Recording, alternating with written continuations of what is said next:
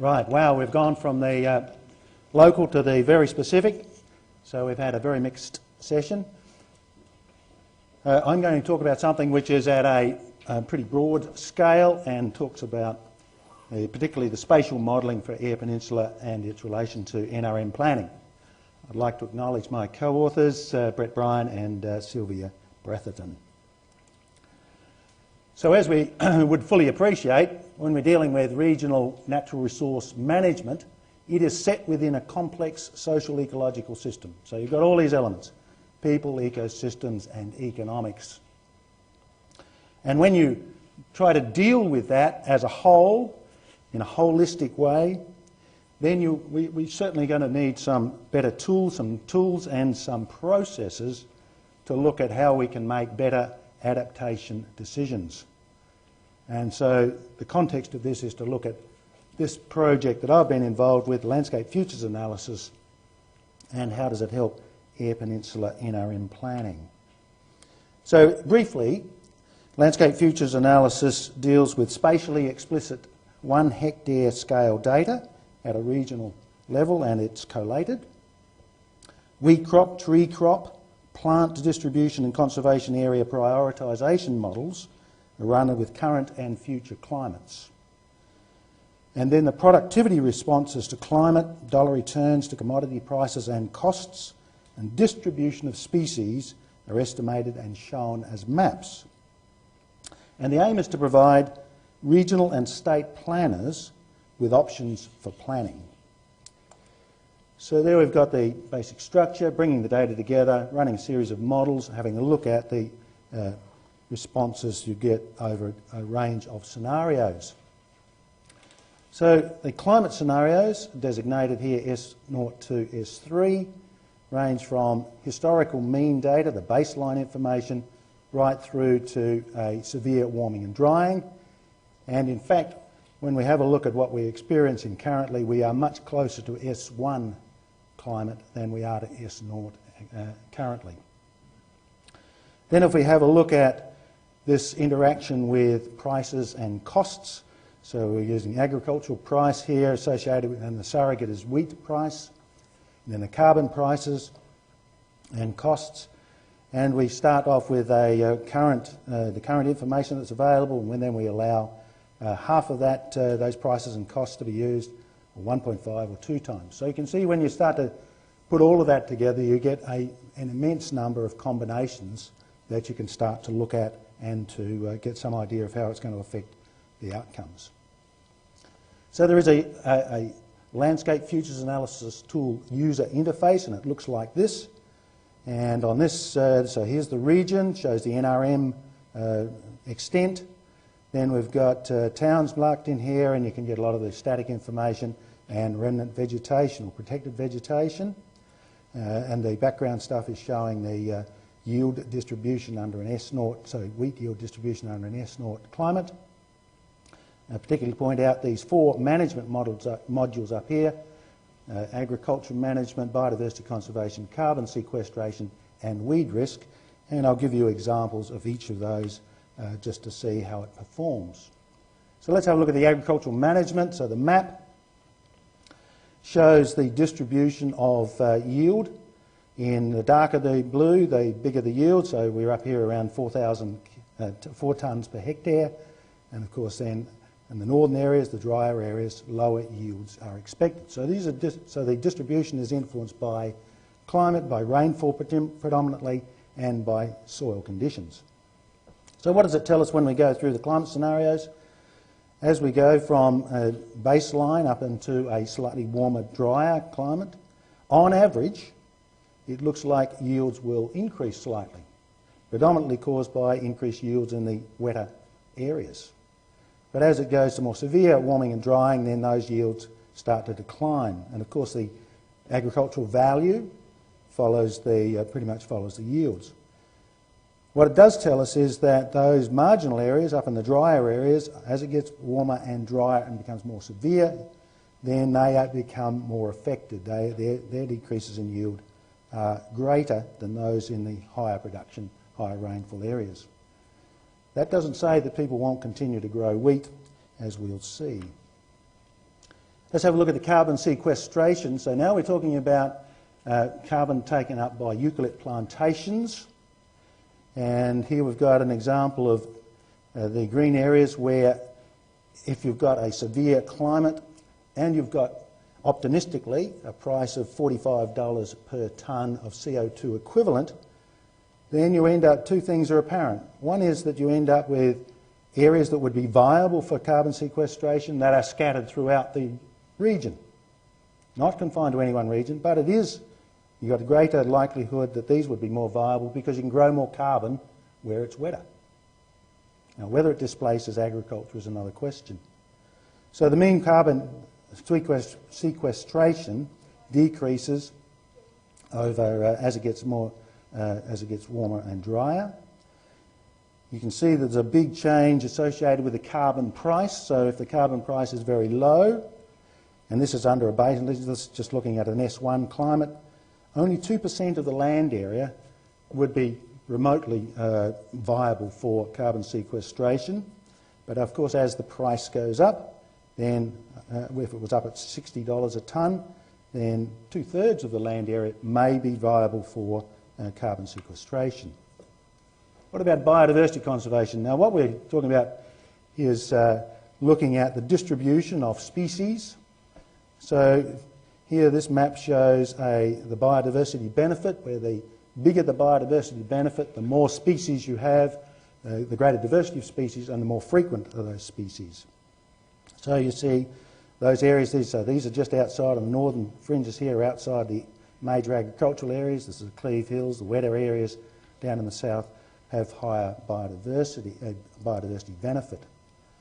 What happens with, now we're talking about, now we're ignoring any lost opportunity associated with carbon sequestration, associated with biodiverse plantings, not monocultures. And we're going to trade into a carbon market. But unless the carbon market is starting to get up somewhere between $40 and $42 per tonne CO2 equivalent, then under an S1 climate, none of those plantings would be viable just in trading into the carbon market. What happens now if we ask the question, well, what's the lost opportunity cost if we want biodiverse plantings to replace current agriculture? And in order to encourage that, we're going to look at the difference between what you could get out of growing wheat compared to growing a biodiverse planting and getting the carbon. And what's the difference? The difference would need to be an incentive payment to encourage that changeover. And you can see here, if it's only at $15 a tonne, $4,554 per hectare over a 64-year period, which would be the effective life of our biodiverse planting. Which means if you've got 100 hectares, which is not a very big area if you want to revegetate, then you're going to have nearly $500,000 to pay out in order to provide an incentive payment which would match what they could get out of their current wheat production. So very significant incentives would be needed. What happens now if we look at, now that was on average. Now let's look at the spatial distribution, because none of this it's not uniform across the region. Even at $15 a tonne, where you've got very low productivity areas, then even at that price, you may get 1% of the area with small pockets distributed around the region where you would not suffer a financial loss by going to a biodiverse planting. Obviously, as the price goes up of carbon, then the area that could be viable just on the basis of economics alone would increase. And again, it's scattered throughout the region, and you see more concentrated, more frequent down in the higher rainfall areas. So it's good for growing crops, it's good for growing carbon. Let's have a look at that last management module, the weed risk. So this is looking at the distribution of current weed species. Boxthorn we've heard about earlier today, earlier in this session. So these were 3 weed species that are pretty prominent, particularly in the northern areas. This is their distribution, expected distribution under an S1 climate, so it's pretty much like that now. What happens as it gets warmer and drier, then not unexpectedly those species that are well adapted to the warmer areas now will be even better adapted to the as these become warmer and drier down south. What happens if we look within the agricultural risk, agricultural areas? So 3 species there that are common weeds now, and again, as it goes warmer and drier, you start to see an increasing concentration down in that southern area. So that's a relative increases in where those weed hotspots are likely to occur. So what do we see in terms of the overall picture that comes out of this? I've given you just a very brief snapshot at what this kind of modelling can produce. Regional wheat yields will show an increase under mild climate change, but decrease under moderate and severe climate change. The distribution of where those increases and decreases is not uniform across the region. The areas of carbon sequestration plantations that displace agriculture will again occur throughout the region. So the notion that it'll occur first in the northern areas is simply doesn't stack up when you look at it in this logic. Significant incentive payments will be needed for environmental plantings to displace agriculture, especially at low carbon prices. And the landscape futures analysis illustrates that regional variation is very large and important, and that the adaptation strategies needed are going to need to be developed at both regional and local scales.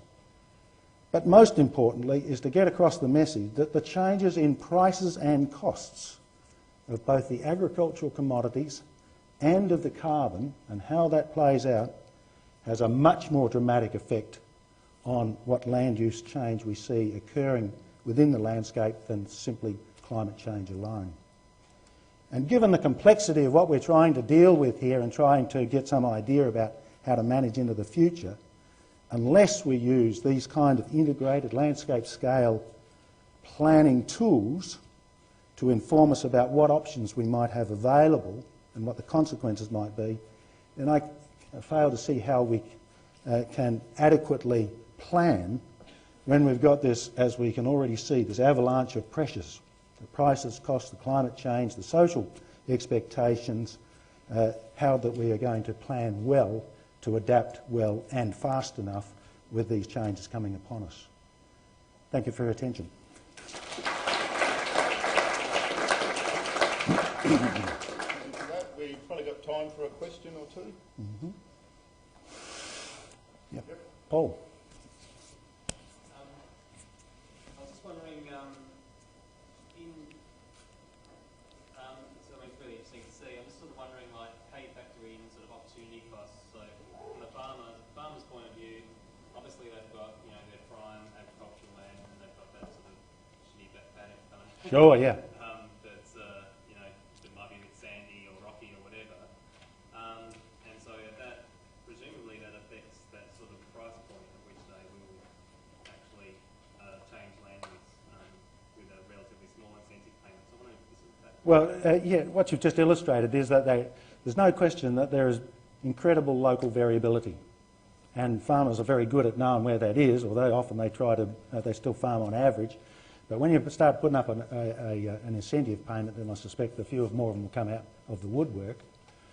So yes, you have to take into, so that's why what this illustrates, even though this is at a 1 hectare scale, this does illustrate that there is tremendous variability, and that what will happen is, as the opportunities come up and you start to see some responses to, say, carbon price relative to agricultural production commodity prices, then you'll start to see small areas being taken up and start to grow, for example, carbon sequestration.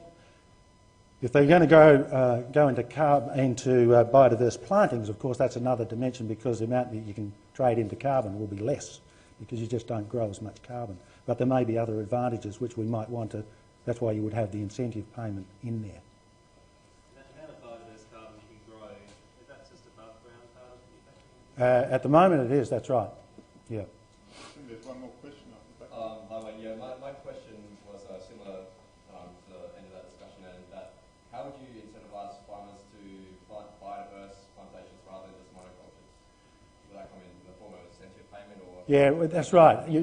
Yeah, but of course what we see is that not everyone is motivated by just economics alone. So there is altruistic planting, and we know that that occurs already.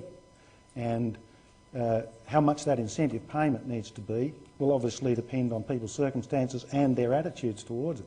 But that provides opportunity. That's one positive thing, you know, being optimistic about what might happen in these landscapes as we get these kind of changes going. But the real driver on all of this is really is carbon price. You know, we've got to get to a carbon market, and we've got to have a carbon price if we're going to really make some changes here. Okay. I'd like to thank all the speakers.